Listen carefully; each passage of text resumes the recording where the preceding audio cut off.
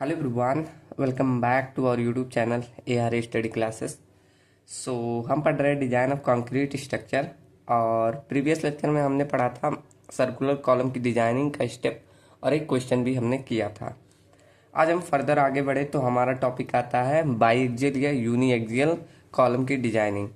तो उसको करने से पहले हम समझेंगे P U M U interaction curve. क्यों? क्योंकि ये हमारा डिजाइनिंग में यूज होता है। जब आप यूनी एक्जियल या बाई एक्जियल की डिजाइनिंग करते हैं तो ये कर्व का यूज होता है। ठीक, अभी जब हम आगे जब डिजाइनिंग करेंगे तो आपको इसका महत्व समझ में आएगा। ठीक, तो आज हम पहले ये पढ़ लेते हैं P U M U interaction curve क्या होता है। और इसको पढ़ने से पहले आपको पढ़ना पड़ेगा एजम्पशंस। ये मैंने 5 एजम्पशंस लिखे हैं, इजी है, आपको एक बार में ही समझ में आ जाएगा। ठीक, तो एक एक करके मैं एजम्पशन समझाता जाऊंगा। और 2 एजम्पशन तो कॉमन है और बाकी 3 एजम्पशंस आपको इस फिगर की सहायता सब समझ में आ जाएगा। ठीक, जैसे देखो, पहले ये फिगर ही देख लो। मैंने एक कॉलम बनाया है और ये कॉलम का क्या है, टॉप व्यू मैंने दिखाया पूरा ऊपर से। ठीक, जैसे कॉलम कुछ ऐसे होता है ना, कॉलम कुछ इस तरह होता है, ऐसे ही कॉलम आपका होता है। तो यही कॉलम का ये सरिया प्रोवाइड होता है। ऐसे मैंने टॉप का यहाँ बना दिया है। ठीक, चलो, तो ये मान लो कॉलम का बी विड्थ है, ये मान लो बी विड्थ है और इस वाले डेप्थ को कैपिटल डी डेप्थ बोल दे रहे हैं। ठीक, इस तरह इसकी डायमेंशनिंग भी कर दी मैंने। अब आपको अगर पता हो, पहला अगर ये कंक्रीट और इसमें क्या पड़ा है, स्टील, तो पहला अजम्पशन क्या बोल रहा है ये कि plane section remain plane before and after bending. ये जैसे हमने बीम चैप्टर पढ़ा था फ्लेक्चर कंडीशन में, तो वहां भी ये हमने पढ़ा था। जब अजम्पशन पढ़ रहे थे एलएसएम में, तो मैंने बोला था plane section remain plane before and after bending. तो हमारा फिगर कुछ कैसा बन के आ रहा था, इस तरह।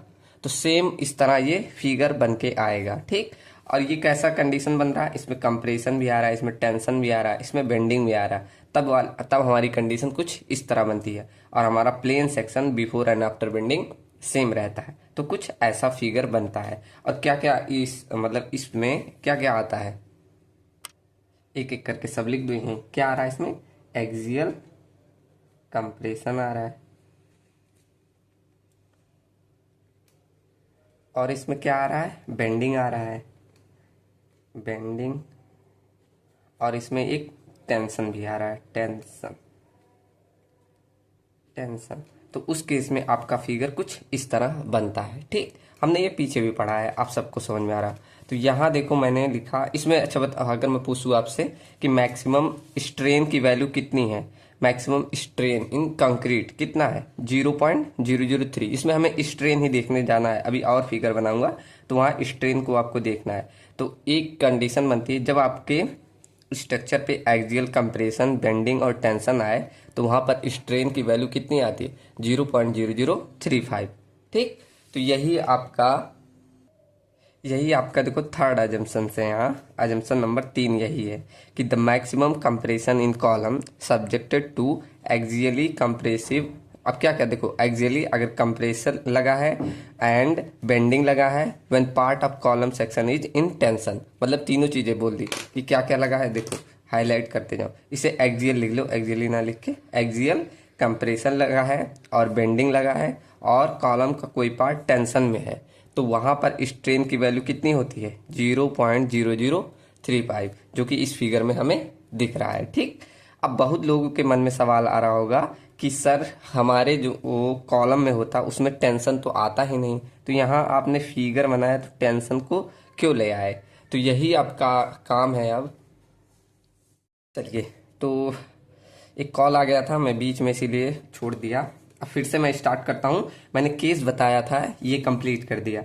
अब सेकंड केस मैं बोल रहा था कि सब लोग सोच रहे होंगे कि सर हमारे जो कॉलम में होता है उसमें टेंशन तो आता ही नहीं, आप यहाँ टेंशन का पार्ट कैसे ले आए, टेंशन आता ही नहीं हमने बोला है।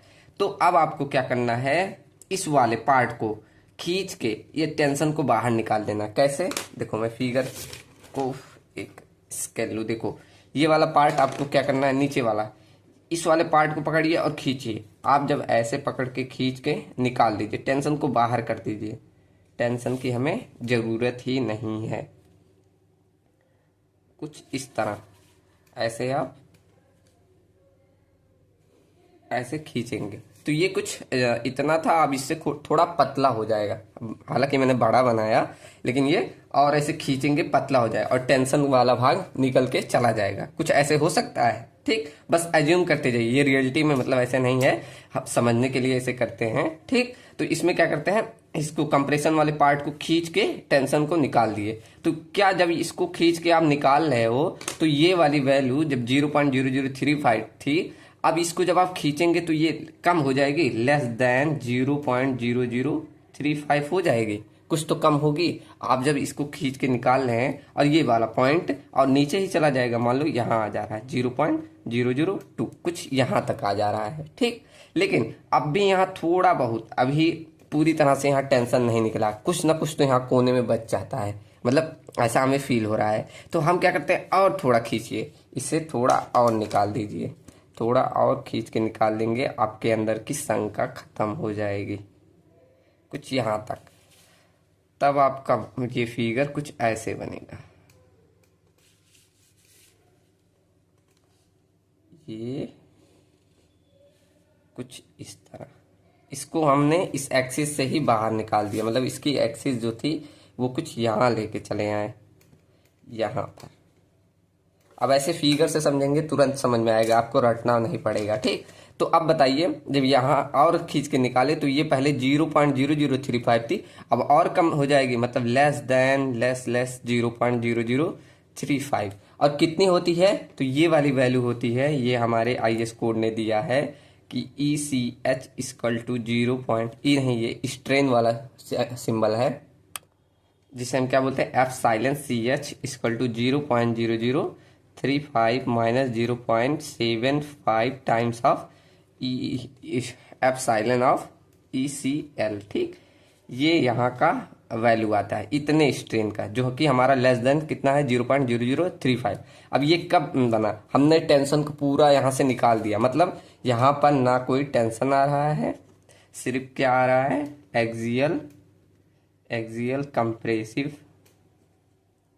एक्सियल कंप्रेशन बोल दो आ रहा है, और क्या आ रहा है, सिर्फ बेंडिंग आ रहा है, ठीक। तब आपका केस में वहां पर स्ट्रेन की वैल्यू कितनी आ गई, 0.0035 माइनस का 0.75 ECL, ठीक। और ये वाला वैल्यू देखो, यहाँ पर तो ये जो 0.0032 है, ये कुछ यहाँ आता जाता है, 0.002 कुछ यहाँ आ जाएगा, ठीक, एकदम बीच में। चलो, तो और इसमें यह लिख सकते हैं, यहाँ कोई टेंशन नहीं आ रहा है, नो टेंशन, हम टेंशन चाहते ही नहीं है कॉलम में, तो यहाँ पर कोई भी टेंशन नहीं आया, तो वहाँ पर स्ट्रेन की वैल्यू कितना आई, 0.0035 माइनस 0.75 ECL, मतलब एप्सिलॉन ECL, ठीक। चलो, यही मैंने देखो एजम्पशन नंबर 5 लिखा है। क्या लिखा है कि the maximum compressive strain in column subjected to axially compressive and bending. क्या क्या आ रहा है, एक्सियली कंप्रेशन आ रहा है एंड उसमें बेंडिंग आ रहा है, और अगर उसमें नो टेंशन, मतलब टेंशन नहीं आ रहा, तो वहां पर consider where is column section, वहां पर क्या कितना स्ट्रेन कंसीडर करेंगे आप, epsilon CH equal to 0.0035 minus का 0.75 एप्सिलॉन CL। अब ये एप्सिलॉन CH और एप्सिलॉन CL क्या होता है, यहाँ लिख लीजिए आपको, एप्सिलॉन CH और एप्सिलॉन CL। एप्सिलॉन CH हो जाता है आपका हाईएस्ट कंप्रेसिव स्ट्रेन, और एप्सिलॉन CL हो जाता है आपका लोवेस्ट कंप्रेसिव स्ट्रेन, ठीक। अब देखो कैसे इजीली आपको ध्यान हो गया, अगर इस फिगर से आप समझ रहे हैं तो ये और ये दोनों कितनी आसानी समझ में आ गया, वैसे ऐसे लिखा दिया होता तो नहीं समझ में आता, ठीक। तो ये दो हमने यहाँ एजम्पशन नंबर, यहाँ इससे क्या समझा, एजम्पशन 5th को, और ये हमारा एजम्पशन नंबर कौन सा समझे, 4th को, और इसी में हमने फर्स्ट को भी समझ लिया। सेकंड तो वही all the tensile strain taken by steel only. अब थर्ड वाला देखिए, थर्ड वाले में क्या करना है, यही वाला केस अब आपको क्या करना है और खींचना है। इसको अब तक हमने खींचा इतना, लेकिन अब इतना खींचना है कि सब जगह पूरे फाइबर में, जैसे आप एक रबड़ लेते हैं, जब अगर टेढ़ा मेढ़ा रहेगा खींचेंगे तो लास्ट में एक लंबा सा ऐसे स्ट्रेट ही हो जाएगा। ऐसे आप इसे एटलीस्ट लास्ट तक खींचेंगे तो कुछ इस तरह हो जाएगा, एक एकदम सीधा सा। तो कलर से बनाओ, ऐसे सीधा सा, ये कुछ एकदम सीधा सा हो जाएगा। और इसमें स्ट्रेन का मान हर एक पॉइंट पे जहां भी देखेंगे आप, चाहे यहां देखें 0.002 हो जाएगा, चाहे जहां देखेंगे यहां पर भी 0.002, 0.002, मतलब इतना खींच दिए कि हर एक जगह पर इतना एकदम लीस्ट वैल्यू आ गई, कितना 0.002, 0.002 सब जगह। और इसका न्यूट्रल एक्सिस कहां पर हो गया, इनफाइनाइट पे। यहाँ पर ऐसे लिख सकते हैं, न्यूट्रल एक्सिस कहां पर आ गया, इनफाइनाइट पे, एकदम अंतिम तक खींच दिया। ठीक, और ये केस कब बना, इसमें ना कोई सिर्फ इसमें एक्सियल कंप्रेसिव आ रहा है, ना इसमें बेंडिंग आता है, ना टेंशन आता है। तो यहाँ ऐसे लिख सकते हैं, दूसरे पेन से यहाँ लिख दूं, यहाँ ऐसे बनाइएगा अच्छे से। यहाँ पर क्या सिर्फ आ रहा है, एक्सियल कंप्रेशन। यहाँ पर ना कोई no bending and no tension, यहाँ पर कोई बेंडिंग और कोई टेंशन नहीं आती, तब हमारा स्ट्रेन कितना होता है, 0.002। अब एक एक करके आप अजम्पशन को पढ़िए, अब आपको सब समझ में आएगा। देखो, assumption number first, plane section remain plane before and after bending. इससे मैंने फिगर बनवाया था, तो कैसे, ऐसे ही बनता है। देखो, पहला अजम्पशन ये कि हमारा फिगर ऐसे कुछ बनता है, plane section before bending and after bending से। और ये है कि all the tensile stresses are taken by steel only, ये तो कॉमन है, इसे छोड़िए। ठीक, ये वैसे ध्यान रखिए कि टेंसाइल स्ट्रेस कौन लेता है, स्टील ही लेती है। ठीक, चलो, थर्ड अजम्पशन था ये वाला कि for axially loaded column maximum compressive strain all the fiber is limited to 0.002। देखो, अब इसमें केवल क्या आ रहा है, कंप्रेशन, और ना इसमें बेंडिंग का जिक्र है ना टेंशन का। तो इसमें कितना वैल्यू आ रहा है, 0.002 सभी फाइबर पे। देखो लिखा ऑल द फाइबर्स, पूरे जिस फाइबर पे आप इसमें देखें, जिस फाइबर पे देख लें वहां पर कितना आ रहा है, 0.002। ठीक, ऐसे आप फोर्थ एजम्पशन देखें, the maximum compressive strain in subjected to axially compressive और बेंडिंग, और उसमें टेंशन भी आए, तब आपका कितना होता है, 0.0035। ठीक, चलो, ऐसे पांचवा आप देख लेंगे कि अगर उसमें क्या आ रहा है, एक्सियली कंप्रेशन और बेंडिंग आ रहा है और नो टेंशन, तब उसमें आपका स्ट्रेन की वैल्यू कितना होती है, epsilon C H equal to 0.0035 minus का 0.7 times of epsilon C L. ठीक, और यहाँ मैंने उन दोनों का मीनिंग लिखा दिया क्या है, जैसे एफ साइलेंस सी एच मतलब हाईएस्ट कंप्रेसिव स्ट्रेन, और epsilon C L equal to lowest compressive strain. ठीक, तो ये फिगर से जरूर आप लोग समझिएगा, जैसे मैंने एकदम कॉमन लैंग्वेज में बताया वैसे ही। ठीक, ऐसा कहीं बताया नहीं गया, सिंपल ऐसे समझिएगा। चलो, तो यहाँ अगर आपको ये एजम्पशन समझ में आ गया, तो अब आपको पीयू एमयू इंटरेक्शन कर्व समझ में आएगा। ठीक,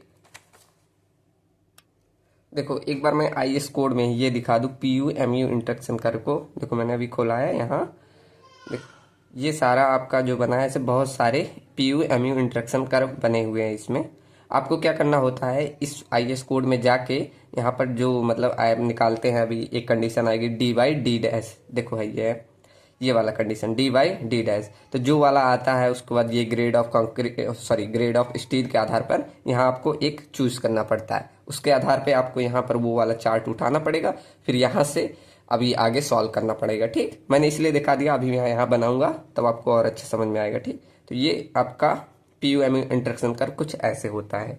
अब मैं आपके सामने एक बना रहा हूँ, उसको समझेंगे, फिर आपका जो क्वेश्चन करेंगे उसमें और अच्छे से आपको समझ में आएगा। ठीक, चलो मैं फिगर बना दूं एक बार। तो देखो, यहाँ मैंने बना दिया है पीयूएम इंटरेक्शन कर्व। अब इसमें देखो, ये एक्स एक्सिस पे वाई एक्सिस पे क्या चीज होती है, एक्स एक्सिस पे आपका होता है मोमेंट। अब ये मोमेंट की वैल्यू कुछ ऐसे होती है, M U by F C K B D square, F C K B D square, ये आपका एक्स एक्सिस पे होगा। आप अभी चार्ट खोलेंगे SP16 चार्ट, तो आपको दिख जाएगा ये भी नीचे M U by F C K B D square है, जो कि एक्स की वैल्यू है, एंड वाई की वैल्यू आपकी होती है P U by F C K B D, F C K B into D. ठीक, स्क्वायर मत कर देना, यहाँ पर F C K B into D होता है, ये आपका वाई एक्सिस पे होता है, ये एक्स एक्सिस पे, ठीक। और यहाँ पर मैंने दो लाइन बनाई है, उन लाइन को क्या बोलते हैं, पहली लाइन को बोला जाता है मिनिमम इसेंट्रिसिटी लाइन। क्या? मिनिमम इसेंट्रिसिटी लाइन, ठीक। इस वाली लाइन को बोलते हैं मिनिमम इसेंट्रिसिटी लाइन, और ये वाली लाइन को बोलते हैं बैलेंस इसेंट्रिसिटी लाइन, ठीक। Balance eccentricity line. और ये दोनों लाइन 3 जोन बांटती है, जैसे आपको दिख रहा होगा, ये जोन नंबर फर्स्ट है, ये जोन नंबर सेकंड बांट रहा है, और ये जोन नंबर थर्ड। इन्हीं तीनों जोन को आपको पढ़ना है। यही आप अपने, अभी दिखाऊं मैं, आपके क्वांटम में भी दिया है, देखो ये आपके क्वांटम में पूछा है, लेकिन इसमें बस वैसे लिख दिया है। देखो ऐसे 3 जोन बांटते हैं, इन्हीं तीनों जोन को आपको पढ़ना रहेगा, ठीक। इसमें अजीब सा फिगर बना है, तो इसी आधार पे मैं तीनों जोन के बारे में आप लिख के चले आएंगे, आपको नंबर मिल जाएगा अगर आ गया तो, ठीक। चलो, तो ये आपका हो गया P U by F C K B D square, M U by F C K B D square, sorry ये भी B D, zone first, zone second, zone third, ठीक। अब एक एक करके इन जोन को क्या बोलते हैं ये देखो, और एक एक जोन की स्टडी कर लो, बस उसके बाद सीधे पढ़ते हैं डिजाइनिंग। तो पहला लिखिए जोन नंबर फर्स्ट। अब जोन नंबर फर्स्ट को क्या बोलते हैं, minimum eccentricity zone, minimum eccentricity zone. अब यहाँ जो मैंने पीछे पढ़ाया वो सब यहाँ काम आने वाला है, तो अभी जो जो पूछूं वो एक बार रिकॉल करते जाइएगा आप सभी लोग, ठीक। तो जोन नंबर फर्स्ट को क्या बोलते हैं, मिनिमम इसेंट्रिसिटी जोन, ठीक। ऐसे आप सभी जोन को लिख सकते हैं। जोन नंबर सेकंड को बोलते हैं कंप्रेसिव कंट्रोल जोन, ऐसे जोन नंबर थर्ड को बोलते हैं टेंशन कंट्रोल जोन। सबको लिख दे, फिर एक एक पढ़ेंगे। क्या बोला मैंने इसको, कंप्रेशन लिखो, compression controlled zone. And third को मैंने बोला कि टेंशन कंट्रोल्ड जोन, ठीक। ये आपके 3 जोन होते, फर्स्ट सेकंड थर्ड। पहले को क्या, मिनिमम इसेंट्रिसिटी जोन, सेकंड को क्या, compressive control zone, and third को बोला टेंशन कंट्रोल जोन, ठीक। चलो एक बार आप पढ़ते हैं पहला ए कंडीशन, या स्टैक लिख दो। कौन सा जोन पढ़े, minimum eccentricity zone, minimum eccentricity zone. अब इसको पढ़ने के लिए आपको इस पहले जोन में 2 पॉइंट कंसीडर करने पड़ेंगे। मैं पहला पॉइंट कंसीडर कर ले रहा हूं, ये एकदम सेंटर पे समझने के लिए, ठीक। तो ये कि यहाँ कंसीडर कर ले रहा हूं, इसे बोल दो पॉइंट नंबर ए, और एक यहाँ बीच में कहीं कंसीडर कर लो, मान लो ये यहाँ पर बी, थोड़ा दूर, ठीक। अभी इसका मतलब समझ में आएगा क्यों कंसीडर किया। अगर यहाँ पर बी को देखोगे तो कुछ ऐसे पॉइंटर ये दिखाएगा, मतलब पीयू की वैल्यू इतना, मतलब इतना पीयू, और मोमेंट कितना आ रहा है, इतना, ठीक, इतना। अभी ये समझ में आएगा। देखो मैंने कितने पॉइंट लिए, 2 पॉइंट। एक पॉइंट लिया मैंने ए, यहाँ पर पढ़ो क्या बोला मैंने, पॉइंट ए। और पॉइंट ए में अगर देखेंगे तो सिर्फ क्या आ रहा है, यहाँ पर जो मैंने पॉइंट ए लिया तो इसमें कोई बेंडिंग आ रही है, यहाँ पर देखो बेंडिंग, एमयू मतलब यहाँ पर बेंडिंग है, ठीक। तो यहाँ पर कोई बेंडिंग आ रही है ए पॉइंट पे, नहीं। तो ए पॉइंट पे हमारा क्या, नो बेंडिंग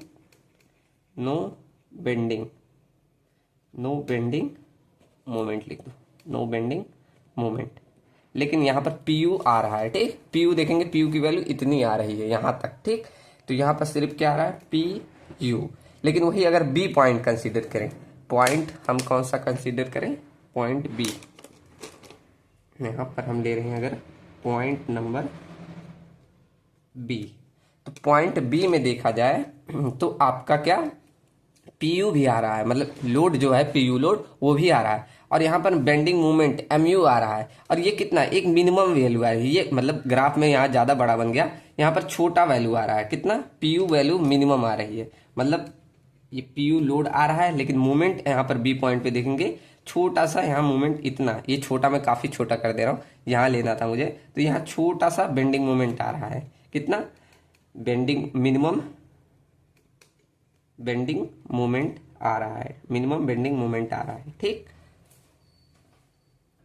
सॉरी आप सबको दिखा नहीं, देखो मैंने पॉइंट बी में, एक बार कैमरा ऊपर कर लूँ क्या, तो देखो मैंने लिया पॉइंट ए, पॉइंट ए यहाँ पर देखा तो कोई बेंडिंग मोमेंट नहीं आ रहा, सिर्फ हमारा लोड आ रहा था, कर्व पढ़ना आता है सबको ना। ठीक, उसके बाद पॉइंट बी लिया, यहाँ पर पॉइंट बी, तो यहाँ पर पीयू लोड भी आ रहा है और एक मिनिमम बेंडिंग मोमेंट आ रहा है, जिसे मिनिमम बेंडिंग मोमेंट, या इसे पीयू मिनिमम बोल सकते, एम यू मिनिमम बोल सकते हैं, सॉरी इसे क्या बोल सकते हैं, एम यू मिनिमम, ये हमारा आ रहा है मिनिमम बेंडिंग मोमेंट। और मिनिमम बेंडिंग मोमेंट कैसे आता है, हमने पीछे भी पढ़ा है, तो आपको इतना पता होगा ये बेंडिंग मोमेंट क्यों आता है, मिनिमम इसेंट्रिसिटी के कारण। ठीक, तो ये क्यों आ रहा है, due to minimum eccentricity, due to minimum eccentricity, इसके कारण आ रहा है, जब ये हमारा मिनिमम बेंडिंग मोमेंट आ रहा है।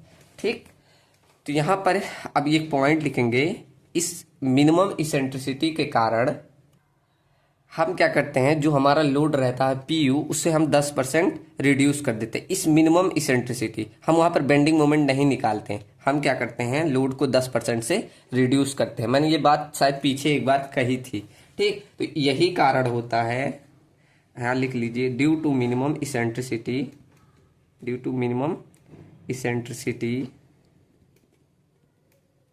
we reduce the PU value by 10%।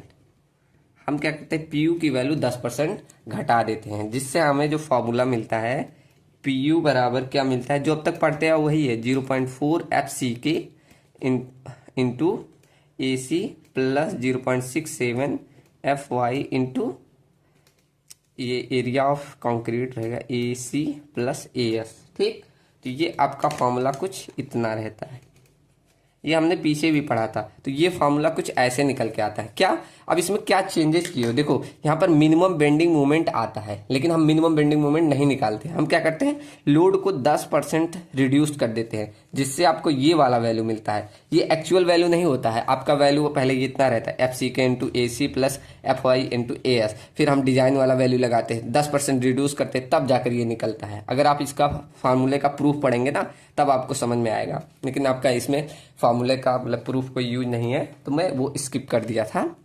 तो यही डायरेक्ट इतना बस समझिए कि हम जब मिनिमम इसेंट्रिसिटी के कारण PU की वैल्यू 10% रिड्यूस करते हैं, तब आपको ये वाला फार्मूला मिलता है, कुछ इस तरह ये निकल के आया है, बस इतना ध्यान रखिए। ठीक, अब और आगे पॉइंट लिखिए कि आपका जो ये पहला जोन होता है मिनिमम इसेंट्रिसिटी जोन, इसमें केवल एक्सियल कंप्रेसिव लोड ही आता है। ठीक, तो इस जोन में आपका यहाँ लिखेंगे, in this zone column is subjected to axial force only,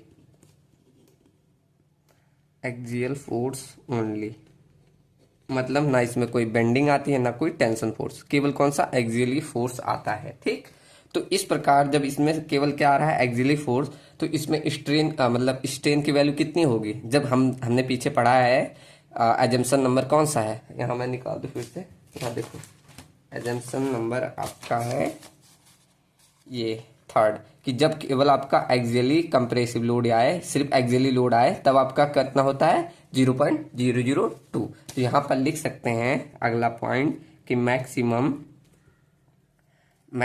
strain in compressive zone is कितना, 0.002। ठीक, तो इसमें स्ट्रेन की वैल्यू कितनी होगी, 0.002। कहाँ से हमने समझा, एजम्पशन नंबर थर्ड से। ठीक, समझ में आया ना।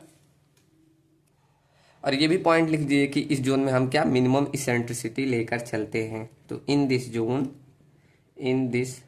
Zone minimum eccentricity minimum eccentricity is consider. इस जोन में हम क्या करते हैं, मिनिमम इसेंट्रिसिटी कंसीडर करते हैं। ठीक, तो पहला आपको आशा करता हूँ एकदम समझ में आ गया होगा। ठीक, तो ये कुछ रहा आपका पहला जोन। अब पढ़ते हैं जोन नंबर सेकंड। आप इसी तरह लिख के आएंगे तो काफी अच्छा रहेगा, आपका एग्जामिनर देखेगा तो समझेगा। ठीक, एकदम उसमें एकदम अजीब सा लिखा है आपका, तो इस तरह समझिएगा। चलो अब पढ़ते हैं सेकंड जोन, जोन नंबर 2 आपका स्टार्ट हो गया। जोन सेकंड, जोन सेकंड क्या बोला था मैंने, compressive control zone. Compressive, sorry compression लिखिए, compression control zone, compression control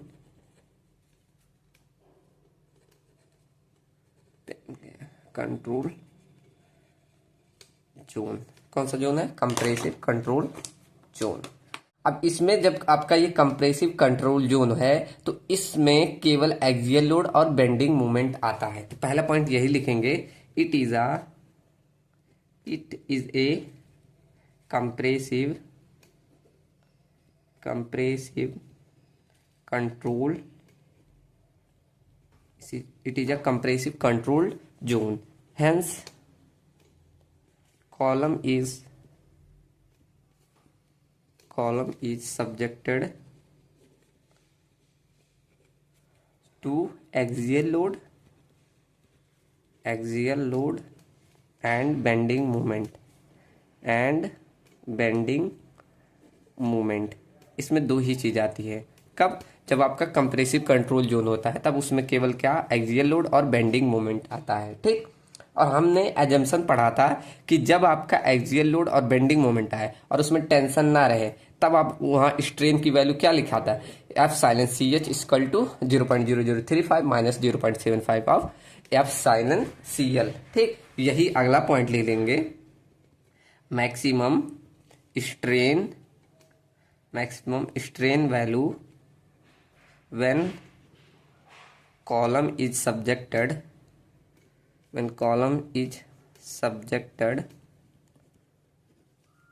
to bending and axial load but there is no tension,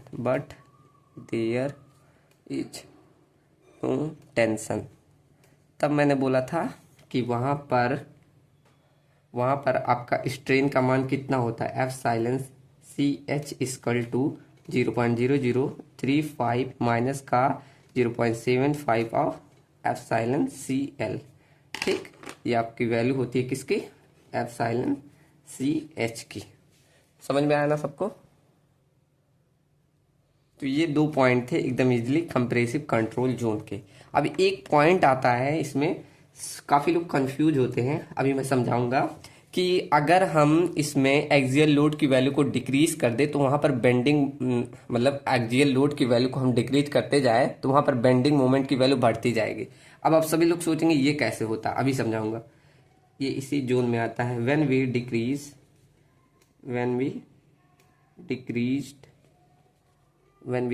the axial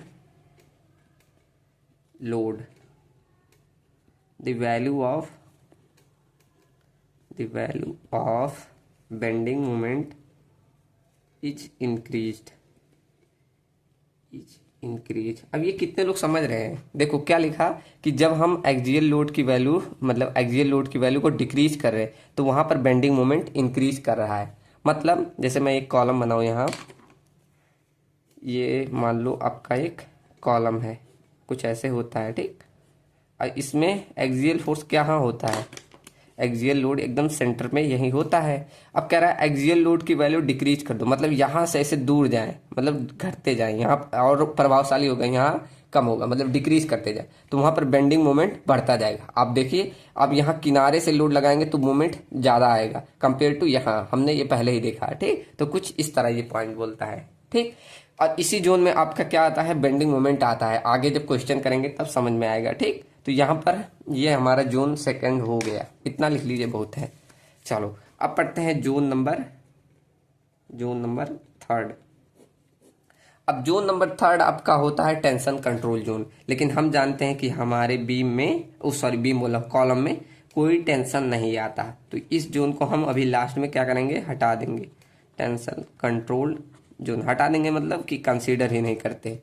ठीक, तो टेंशन कंट्रोल जोन, तो 2-3 पॉइंट इसमें भी लिख लो। क्या कि टेंशन, इस जोन में हम क्या करते हैं, टेंशन को कंसीडर करते हैं। Tension is considered in this zone.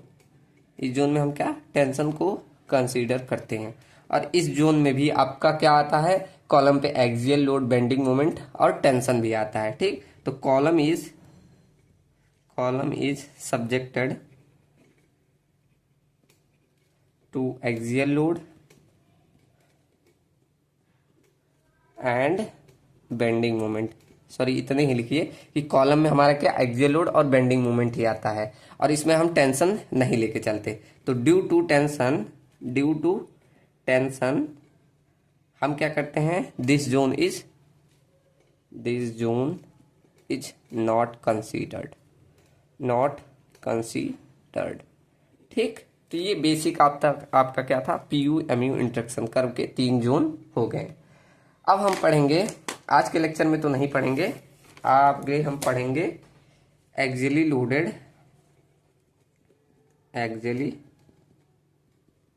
Loaded with uniaxial bending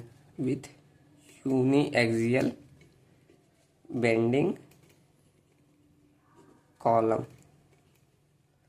इसकी हम डिजाइनिंग देखेंगे। आज इसे नहीं स्टार्ट करते हैं, कल स्टार्ट करते हैं, कल एकदम फ्रेश से पढ़ेंगे। ठीक, अभी इसे में मिक्स हो जाएगा एकदम, तो इसलिए इसे कल स्टार्ट करते हैं। ठीक, चलो, आशा करता हूँ समझ में आया होगा। एक बार सब लोग रिवीजन जरूर करिएगा इसका, क्योंकि PU-MU इंटरेक्शन कर हम डिजाइनिंग में इसमें यूज करेंगे। अभी हमारा क्या बचा, axially loaded with uniaxial bending, उसके बाद बाई एक्सियल बेंडिंग, ये 2 चीजें बची है। ठीक, तो इसे कल के लेक्चर में देखेंगे। चलो, मिलते हैं नेक्स्ट वीडियो में। Thank you so much.